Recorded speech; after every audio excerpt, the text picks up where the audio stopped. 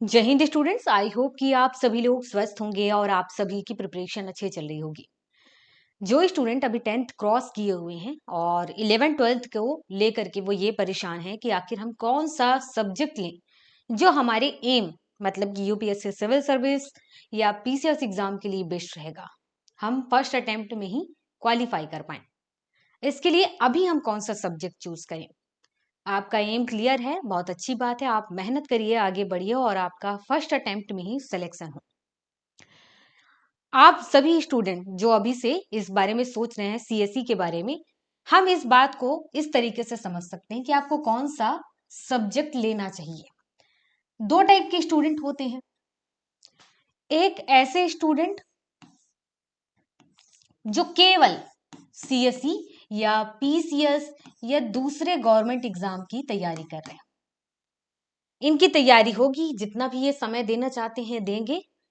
जिनका सिलेक्शन हो जाता है अच्छी बात है, जिनका सिलेक्शन नहीं होता है तो उसके बाद वो उसे छोड़ करके वो अपना क्या करते हैं, जो अपने घर का व्यापार होता है, काम होता है, उसको संभालते हैं, मतलब बिजनेस संभालते हैं। घर जिस चीज से चल रहा है उनका अभी तक, वही काम में वो आगे बढ़ जाते हैं। कहने का मतलब है कि इस पर मेहनत किया उन्होंने, 2 साल 4 साल 5 साल 10 साल जो देना था दिए। इसके बाद उनको समझ में आया कि मेरा सिलेक्शन नहीं हो रहा है, मेरे हर तरीके के प्रयास के बाद भी। तो फिर उसके बाद उनका भविष्य होता है कि वो अपने घर वाला बिजनेस संभाले, घर वाला जो बाकी काम पेरेंट्स जिससे अपना खान पान चला रहे हैं, उसी काम पर वो आगे बढ़ जाते हैं। तो इनको कौन सा सब्जेक्ट लेना चाहिए, ये बात करेंगे। इसके बाद दूसरे टाइप के कुछ स्टूडेंट होते हैं जो सीएसई और गवर्नमेंट एग्जाम की तैयारी तो कर ही रहे हैं, पर वो ये कहते हैं कि हम अपना एक लिमिटेड समय इस एग्जाम को देंगे। किसी भी वजह से सारी मेहनत करने के बाद भी अगर उनका सिलेक्शन नहीं होता तो वो क्या करेंगे। मतलब ये है कि उनको अपने घर का व्यापार नहीं संभालना है, बिजनेस नहीं संभालना है, जो उनके पेरेंट्स कर रहे हैं उनको नहीं करना है। तो वो लोग प्लान बी रखते हैं, जिसे हम बैकअप प्लान कहते हैं। तो हम दोनों ही टाइप के स्टूडेंट के बारे में बात करेंगे, यहीं से आप समझ पाएंगे कि आपको कौन सा सब्जेक्ट लेना चाहिए। जो ये स्टूडेंट है, फर्स्ट टाइप के स्टूडेंट, ये लोग बीए बैचलर ऑफ आर्ट्स ये सब्जेक्ट चूज कर लें। इसमें हिस्ट्री, जियोग्राफी, पॉलिटी ये ऐसे सब्जेक्ट ऐड हैं जिससे आप आगे बढ़ते हैं तो आपका 11 12th बेस्ट तो रहता ही रहता है, परसेंटेज अच्छे रहते हैं, कॉलेज में आपके परसेंटेज बहुत अच्छे होते हैं या फिर आप टॉप करते हैं।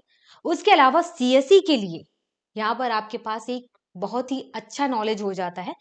प्रैक्टिस भी आप सीएसई के अकॉर्डिंग करते हैं तो आपका स्कूल और कॉलेज बैकग्राउंड तो बेस्ट हो ही जाता है, आपकी सीएसई की तैयारी भी बेस्ट हो जाती है।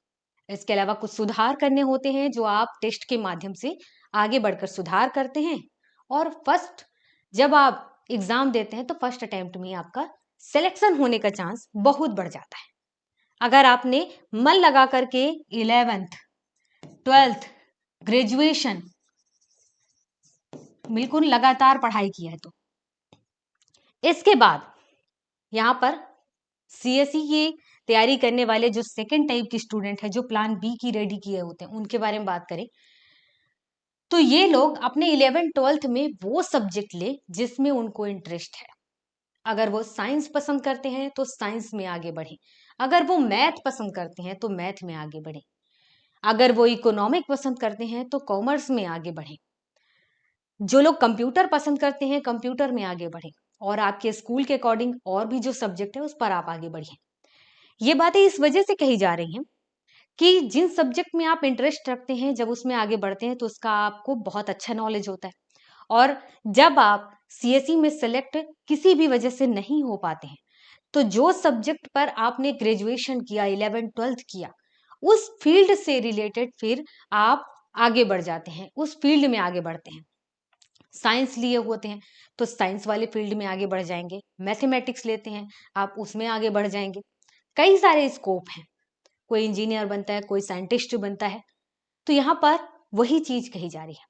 इसके अलावा कोई प्रोफेसर भी बन जाता है। तो यहाँ पर प्लान बी के रूप में आपका वही सब्जेक्ट काम आता है। यहाँ पर एक और चीज ध्यान रखिए, अगर आपने सिलेबस देखा हुआ है तो यूपीएससी सीएसई में हिस्ट्री, जियोग्राफी, पॉलिटी के अलावा इकोनॉमिक भी आता है, आपका एनवायरमेंट भी आता है, साइंस भी आता है, मैथमेटिक्स से रिलेटेड कुछ सवाल भी होते हैं। तो ऐसा नहीं है कि आप जो 11th-12th में पढ़ रहे हैं वो वेस्ट हो जाता है, बल्कि वो भी यहाँ पर काम आता है। तो आप अपने इंटरेस्ट और प्लान के अकॉर्डिंग ही सब्जेक्ट चूज करें। आप अपने भविष्य को ध्यान में रखते हुए फिर आप यहाँ पर सब्जेक्ट चूज करें। हम ये नहीं कहेंगे कि सभी स्टूडेंट बीए ले लें, हम ये भी नहीं कहेंगे कि सभी स्टूडेंट साइंस या मैथमेटिक्स लें।